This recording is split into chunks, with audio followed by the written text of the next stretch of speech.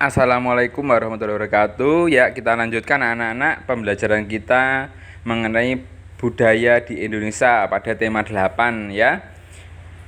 Seperti kita ketahui ya, ada sebuah daerah yang memiliki keunikan budaya berupa rumah betang. Di daerah manakah itu? Ayo kita cari tahu ya. Anak-anak bisa buka buku paket kita ya.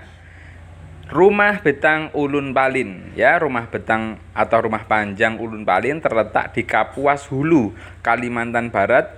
Rumah betang ini berukuran panjang 268 meter dan tinggi 5-6 meter dan memiliki 53 bilik rumah. Menurut data pada tahun 2007, rumah betang Ulun Palin lebih dari 500 jiwa yang mendiaminya atau 130 kepala keluarga. Tidak diketahui persis pada tahun berapa rumah betang ini pertama kali dibangun, namun diperkirakan rumah ini pertama kali didirikan oleh komunitas Tamam Baloh Apalin pada tahun 1800-an. Kemudian rumah betang ini pernah diperbaiki pada tahun 1940-an karena kebakaran. Rumah betang ini juga 3 kali berpindah lokasi karena menyesuaikan dengan perubahan alur Sungai Uluk dan Sungai Nyabau akibat erosi.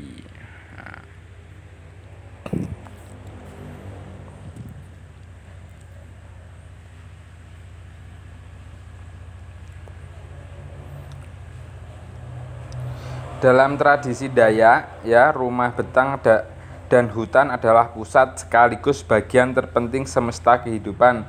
Seperti jika kita mengucapkan kata kampung, pulang rumah betanglah yang diingat oleh masyarakat Dayak. Bagi mereka, rumah betang juga merupakan pemersatu. Di sanalah mereka berkerabat dan bertradisi. Di rumah betanglah tradisi Dayak terpelihara. Rumah betang adalah kekayaan budaya Indonesia.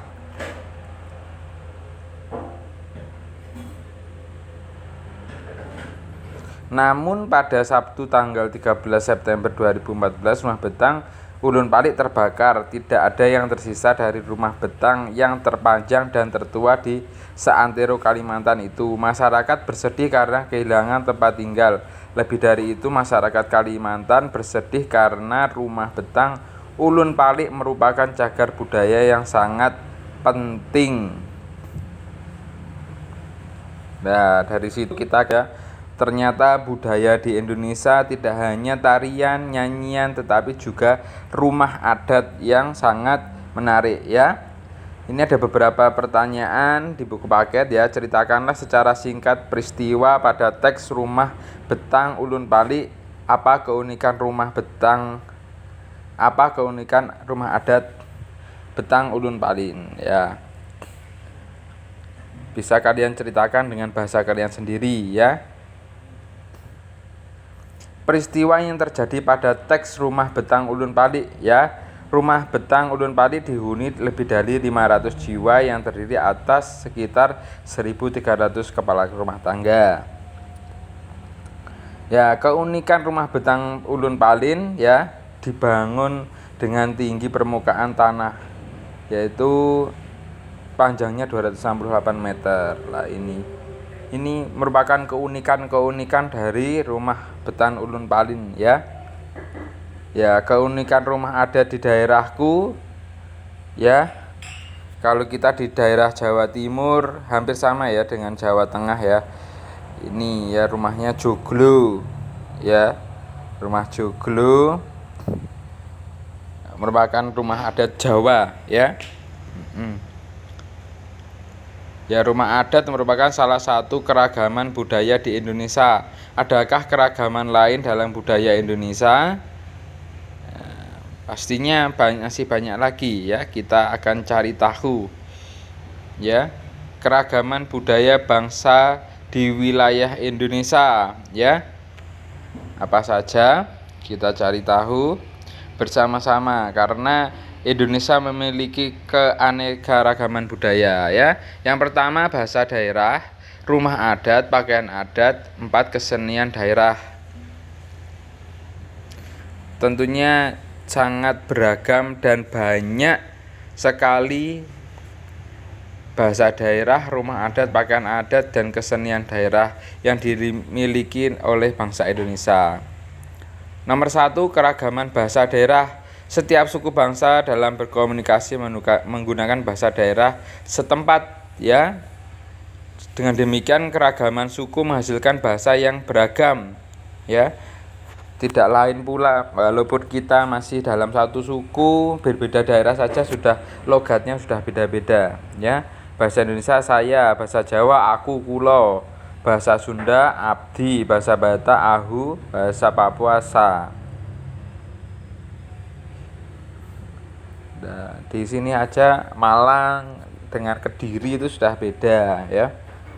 Ya, keragaman rumah adat. Hampir setiap suku bangsa mempunyai bentuk rumah sebagai tempat tinggalnya yang berbeda-beda.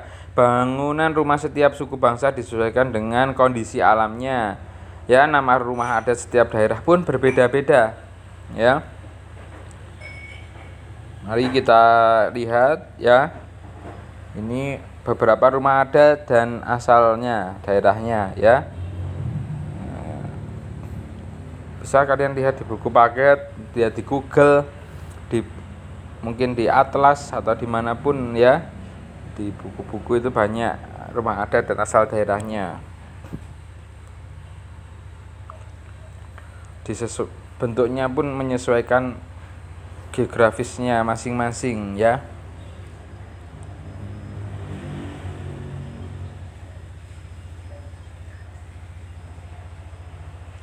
Keragaman pakaian adat, ya, pakaian adat tradisional Indonesia merupakan salah satu kekayaan budaya yang dimiliki negara Indonesia. Banyak suku-suku dan provinsi yang ada di wilayah negara Indonesia, maka banyak pula baju adat yang dimiliki oleh setiap suku di seluruh provinsi Indonesia. Pakaian adat di Indonesia memiliki ciri-ciri khusus dalam pembuatan atau dalam mengenakan pakaian adat tersebut. Ya, di sini kita lihat anak-anak beberapa nama pakaian adat dan asal daerahnya, ya.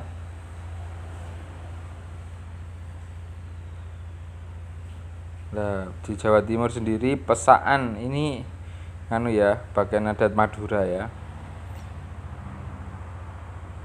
Kalau Jawa beda lagi, ya. Keragaman kesenian daerah. Nah, kesenian daerah di wilayah Indonesia sangat beragam dan banyak, ya. Setiap suku bangsa memiliki kesenian khas tersendiri, ya. Baik tarian maupun lagu daerah, ya. Di sini kita lihat, ya, nama tarian dan asal daerahnya. Ini yang tercatat, ya. Yang tidak tercatat lebih banyak lagi.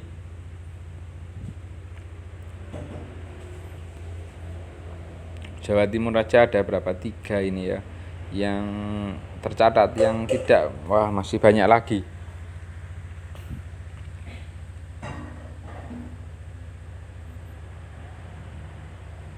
Sampai Papua, ya. Papua pun banyak tarian daerahnya, ya. Ini anak-anak, ya, setelah kita mengetahui budaya, keanekaragaman budaya, sebaiknya kita menghormati antar budaya di daerah masing-masing, ya, dan juga melestarikan budaya sendiri. Jangan sampai tergerus oleh budaya asing, ya, karena tidak semua budaya asing baik untuk negara atau bangsa kita, ya.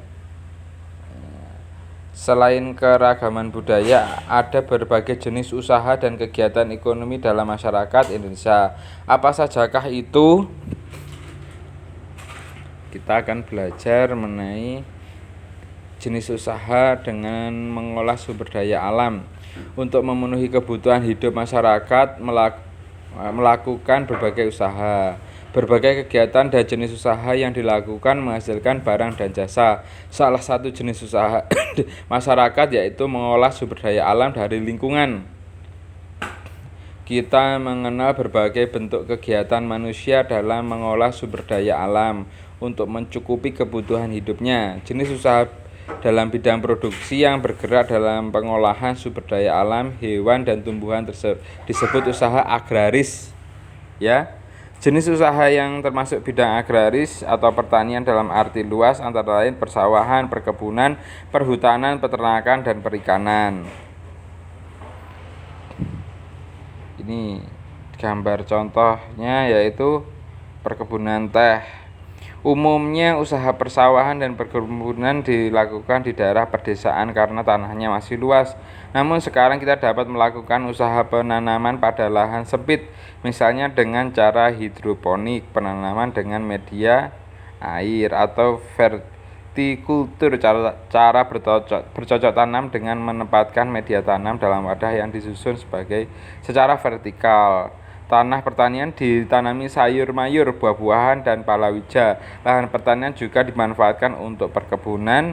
Tanaman perkebunan diantaranya cengkeh, teh, karet, coklat, tembakau, kopi, dan kelapa sawit.